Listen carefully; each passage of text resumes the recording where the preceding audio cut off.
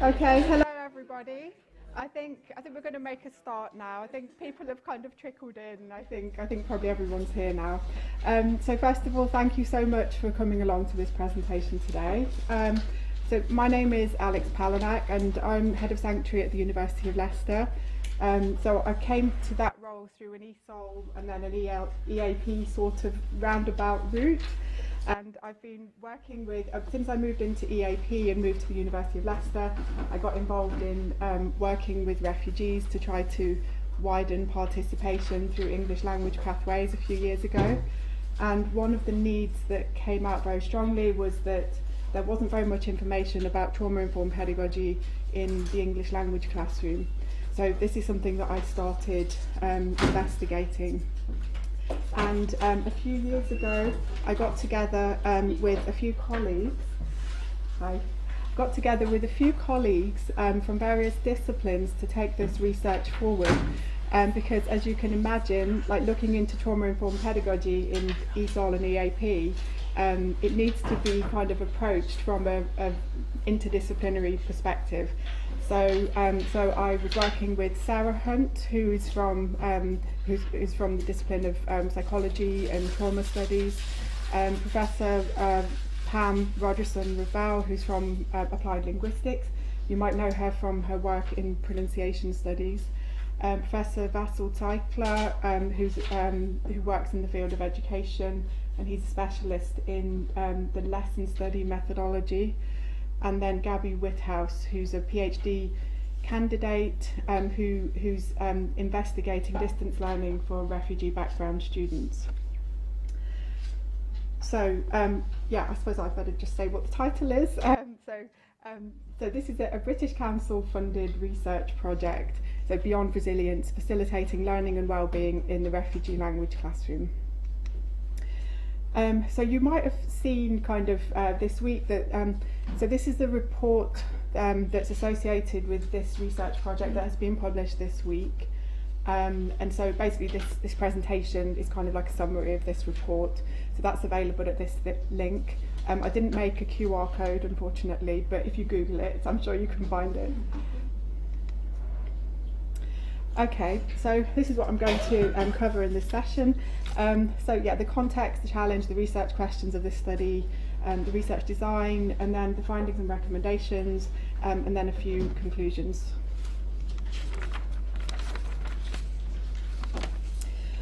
Okay, so the big picture is that by the end of 2021, 90 million people worldwide had been forcibly displaced. So those are the UNHCR statistics for that. And in their resettlement country, the priorities are typically things like learning to function in daily life, or integration, navigating essential services, things like making friends, building networks, gaining employment, and also for many people, also it's very important to access further or higher education or training. But in order to do those things, quite often there's an urgent need to first learn the language of the resettlement country. However, there are some challenges to doing this. So here they are in a nutshell.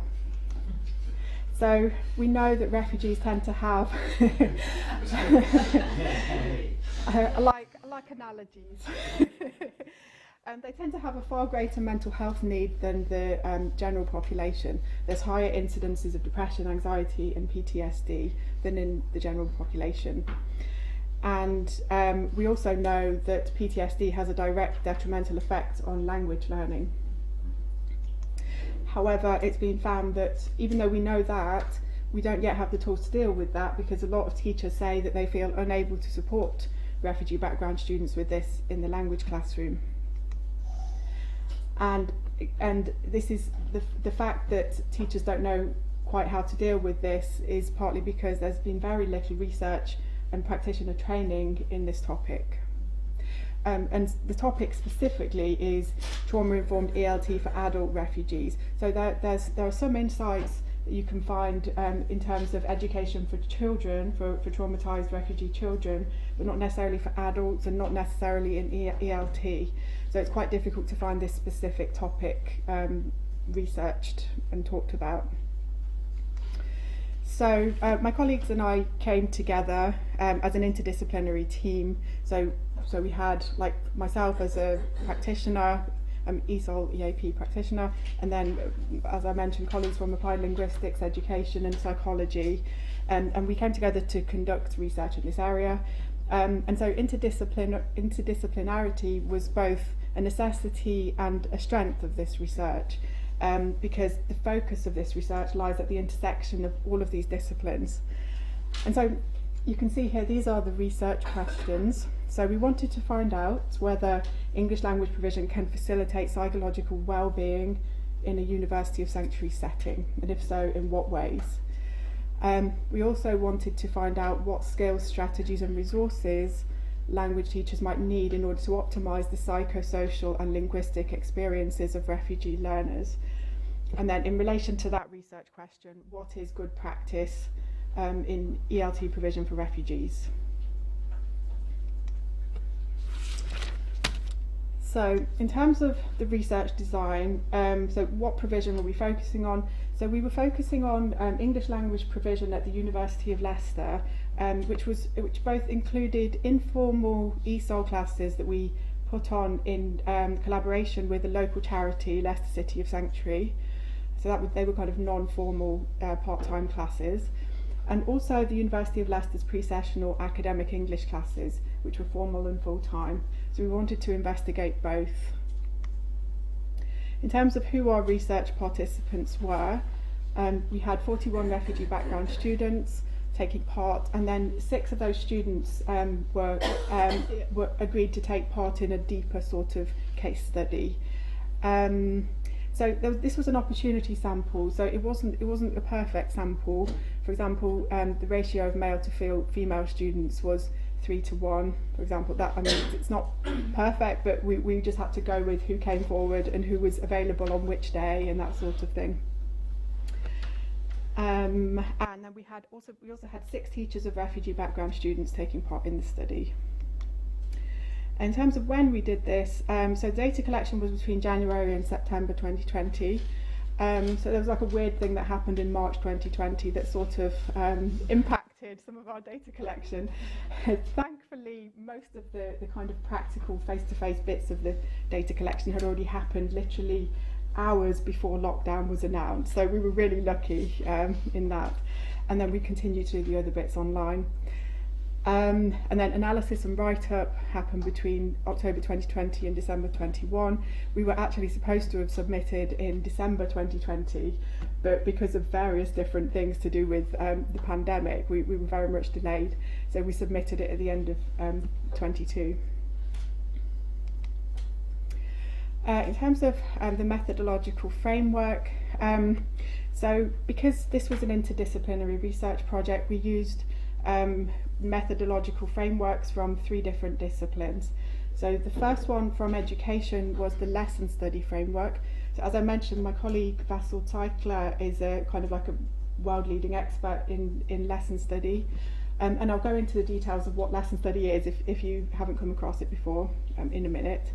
And then from applied linguistics, we used Rebecca Oxford's strategic self-regulation model of language learning, which you might be familiar with, which basically explores cognitive, affective and socio-cultural interactive elements of like strategies to facilitate language learning. And then from psychology, we used Riff and Singer's 6 dimensions of psychological well-being. So you can see the 6 dimensions here. I won't read them out.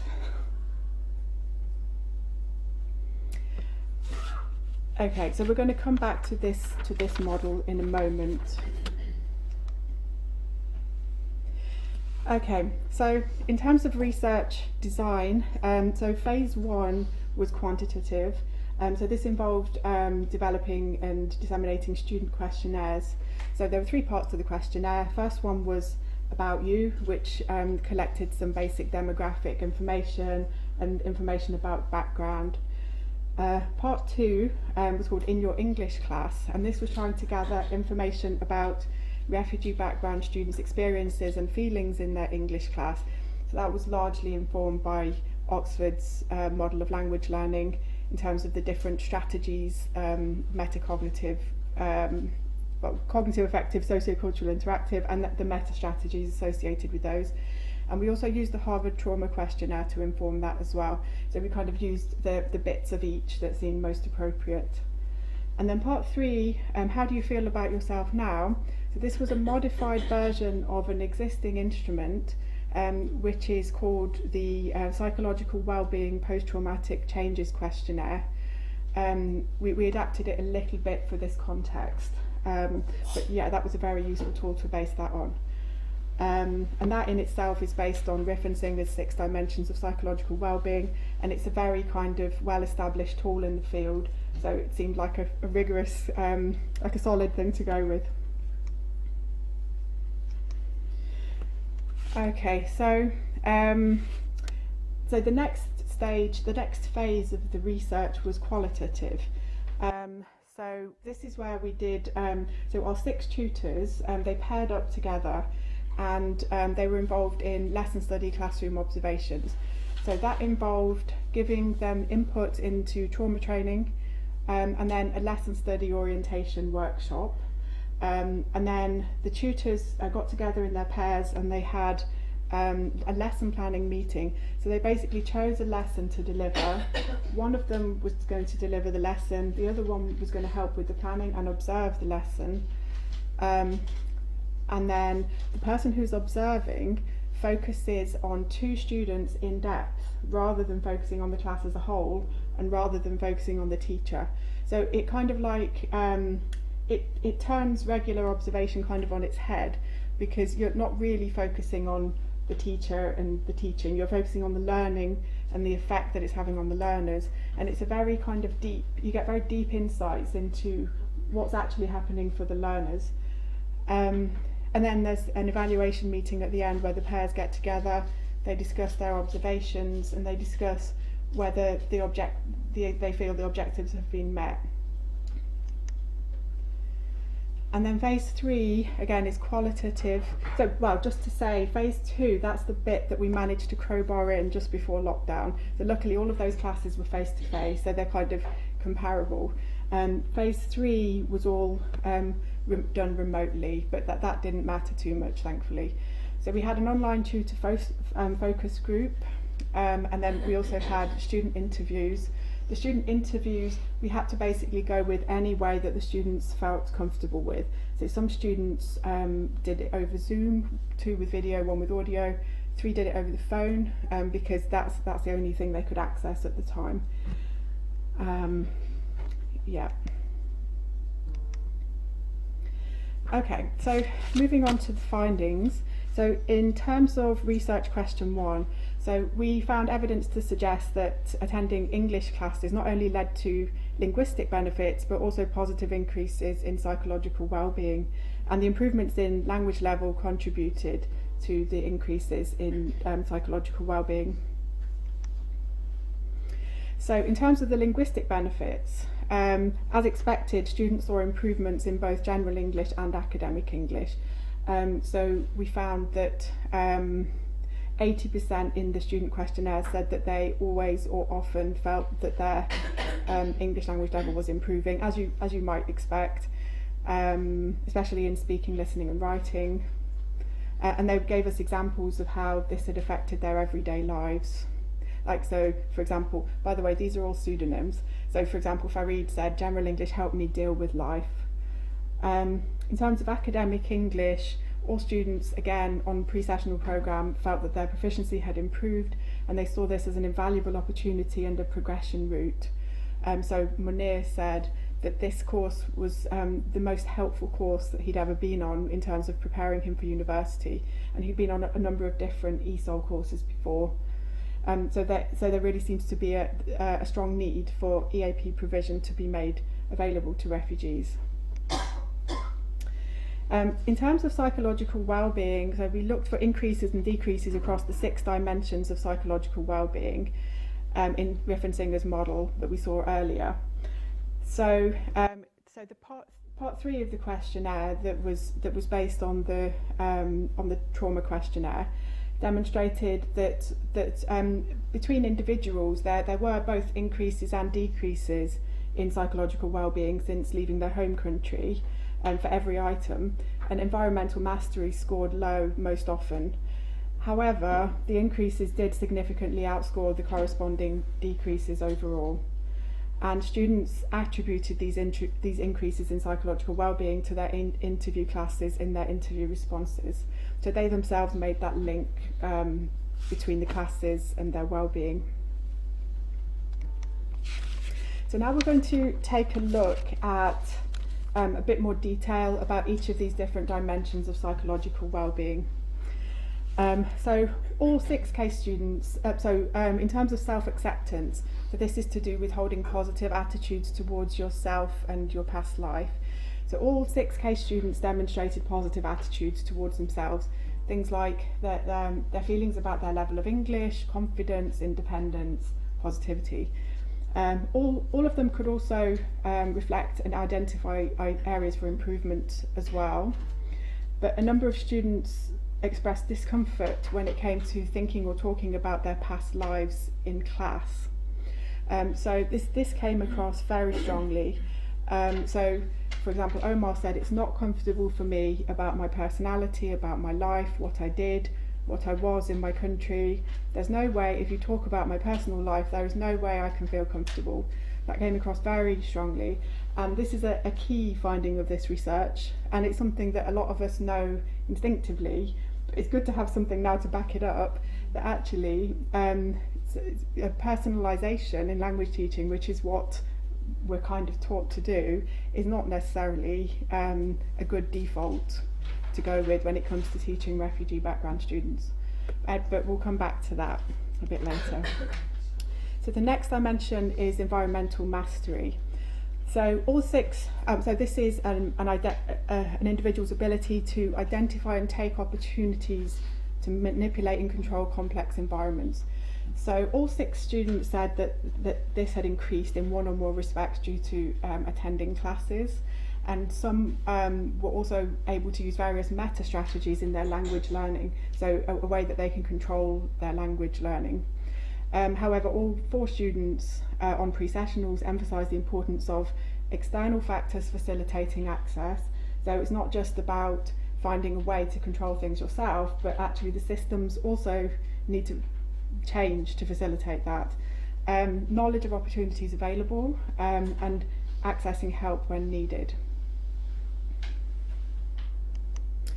Okay, so the next one is positive relations with others, which is an ability to form warm and trusting interpersonal relations, to feel empathy and affection for human beings, and to exercise generativity, which involves the guidance and direction of others.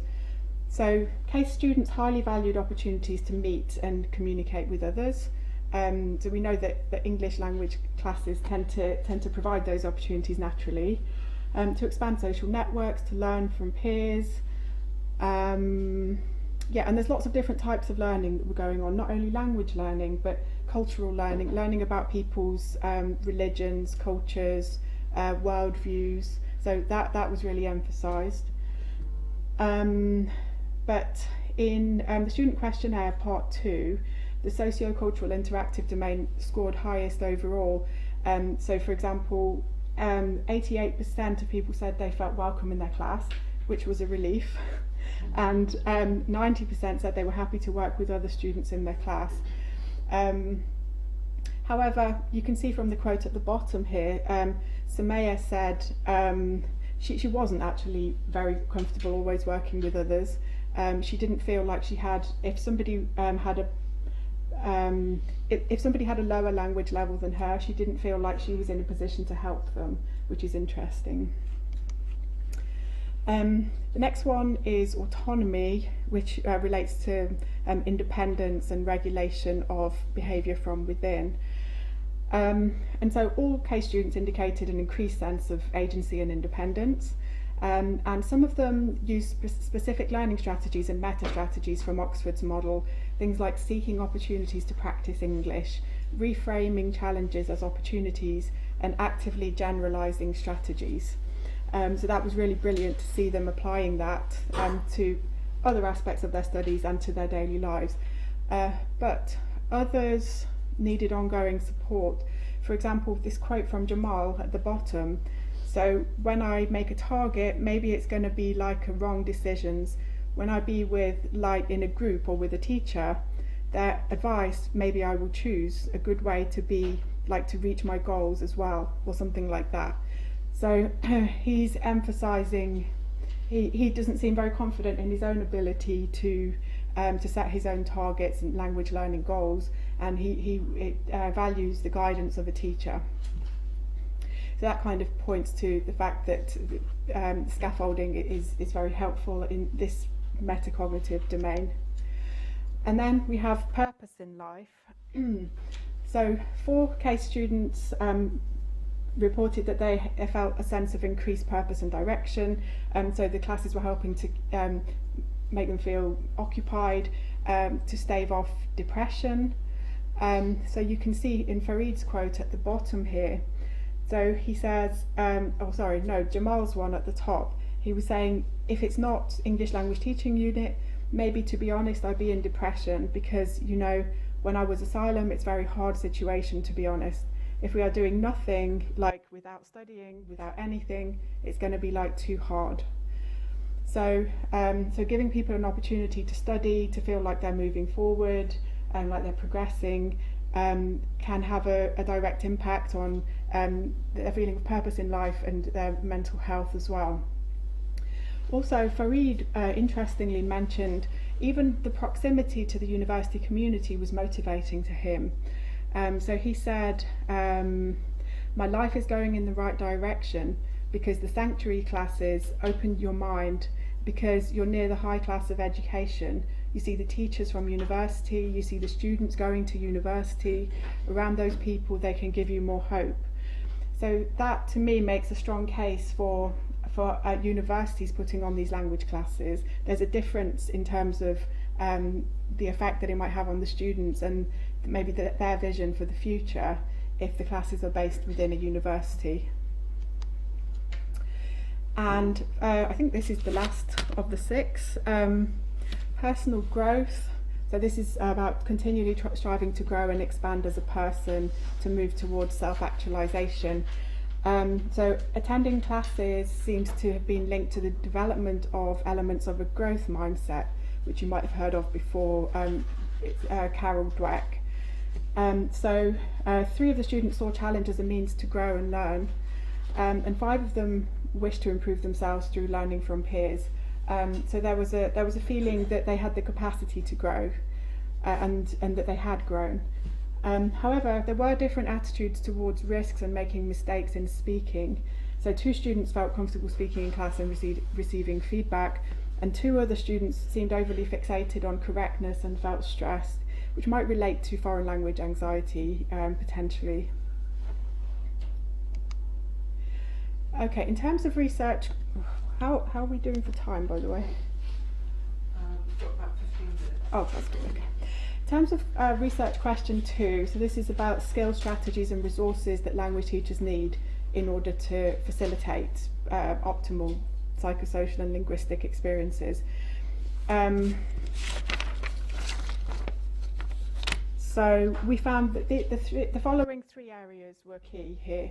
So finding ways to support students to employ effective learning strategies, fostering supportive peer interaction, and being sensitive and responsive to refugee background students' needs. So in terms of the first one, facilitating effective learning strategies, so we found that many students struggled to identify and employ effective learning strategies, and they asked for extra support with these. So for example, Jamal said, if the teacher gives the key to be a good student, then I will learn, which was interesting. So it's like the teacher has this magic knowledge that is there's going to be one way to help all students.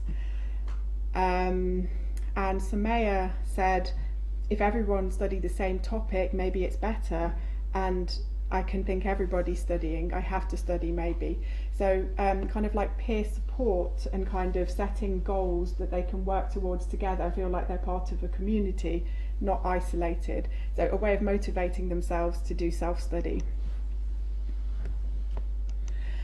And so things that we can do to try and redress this, so we could explicitly teach useful strategies and meta strategies for language learning in the different domains in Oxford's model. We could potentially foster a growth mindset, especially for students who are anxious about spoken accuracy and fluency. We could encourage peer support with metacognitive tasks, particularly planning and goal setting. So these are things that trauma survivors can particularly struggle with, because trauma can kind of block the imagination, and it's hard to plan or even see the future. So I think with refugee background students, that support with metacognitive tasks is a key thing to factor in. And a good a possible way forward with this might be Murphy and Arrow's near peer role models concept, where you find people who are similar in background to the students that you're working with, but people who have overcome barriers and succeeded and are a bit further forward on their educational journey than the people who you're working with. And so that can serve to be a good sort of model to help people visualise themselves in the future, and that they can actually overcome these barriers. So the next one is fostering supportive interaction. So students and tutors emphasise the importance of supportive relationships and interaction. For example, this came out very strongly in the data again. My teachers, I feel comfortable with them. That's why I like to speak all day. They try to help you think. When you talk, they focus on what you're trying to say, and it can help you. They let you feel comfortable and confident like that. So this points to the need for more opportunities for speaking practice, helping students build trusting relationships, and encouraging students to support each other's learning in and out of class. For example, things like WhatsApp groups have worked really well with that. Sensitivity and responsiveness to needs. So the thing that came out is the need for awareness, sensitivity and responsiveness. And so this links to a term called which is super disadvantage, which was coined by Lambrecht in 2020. So this relates to the complexity and the kind of different layers of disadvantage that refugee students encounter. So this is just an example of someone who was working night shifts at the same time as doing a full-time pre-sessional, and his teachers were very supportive and kind of very understanding and let him take breaks and things because he was exhausted. So what do we need to do? We need to gain more in-depth understanding of refugee background students' needs and experiences and how to support them, for example, through a more thorough and kind of tailored needs analysis than what we would normally use, teacher training, and perhaps lesson study observations which would provide those deeper insights. The importance of prompt flexibility and responsiveness to emergent situations and needs, so basically thinking on our feet all the time, and being willing and able to adapt something quickly. But we need to address these needs with sensitivity. Another thing that came out of the data very strongly is refugee background students, they are saying they need kind of extra support, but they really don't want this to be kind of drawn attention to in class. They don't want to be seen as being different or as needing something extra. So it needs to be done very sensitively and discreetly. Research question 3, so what constitutes good practice? So here are a few extra things. So supporting refugee background students, teachers, optimising institutional level systems and support, and providing wider wraparound support. So actually I'm not going to dwell on that because I'm coming back to that in a minute.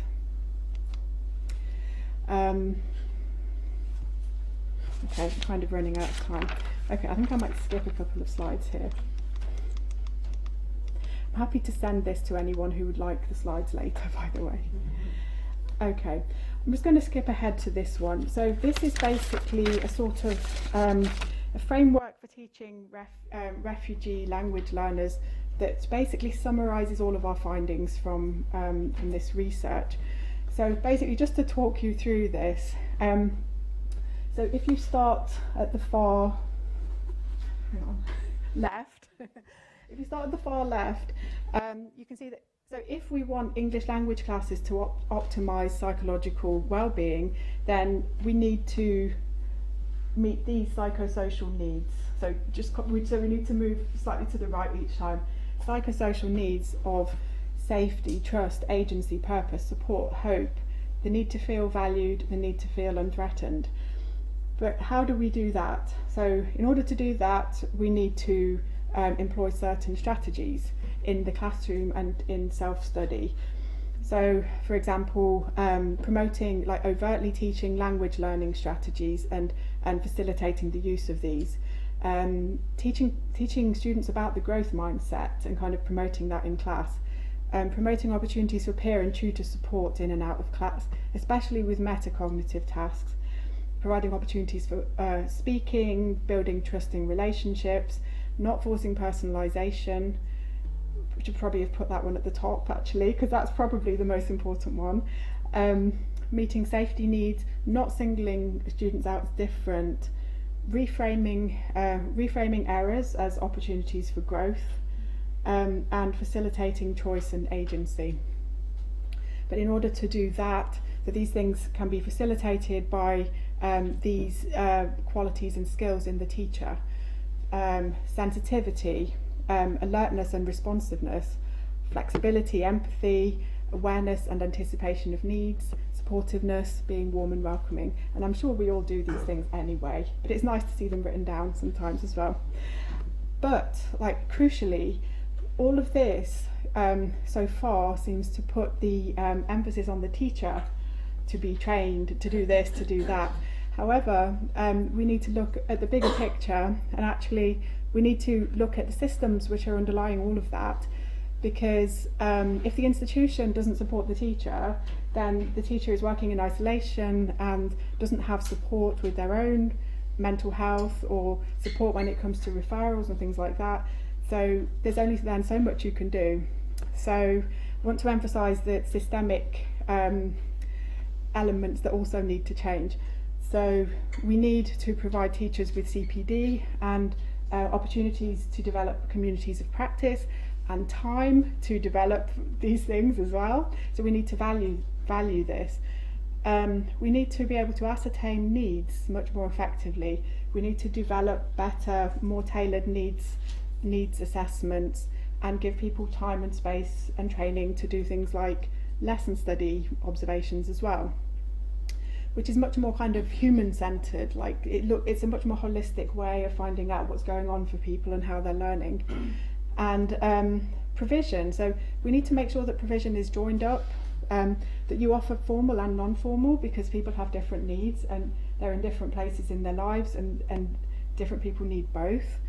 General English and academic English. So you might have found it strange that this presentation was happening at this BALEAP conference, because it's partly talking about ESOL, but part of the point of that is that why do we have this artificial division between ESOL and EAP? Of course there are differences, but actually when it comes to supporting refugees, we need to have more seamless transitions between the two. Speaking opportunities and clear communication about opportunities and progression routes. And also things like wraparound support. So there's no point putting on provision if we don't then support people to access that and to thrive while they're accessing it. So things like so the fee waivers, but also travel expenses if needed, stationery, sometimes laptops. If an institution isn't able to loan or give somebody a laptop, then there are charities that where you can access this for students. So kind of partnership working and finding out how to access those things. Wi-Fi, it's something we've not mentioned yet, but so we at the University of Leicester, we have a partnership with the National Data Bank, which you can sign up to, and basically they send you data SIM cards that you can then distribute to students who need them, who can't access the internet, and things like career support as well. Okay, and this is just an acknowledgement to everyone who took part in the research, but particularly the students, because they really gave so much of themselves and so much of their time to do this research, and this is going to help future students. So we wanted to kind of to say thank you. This is the research paper and some references. the end.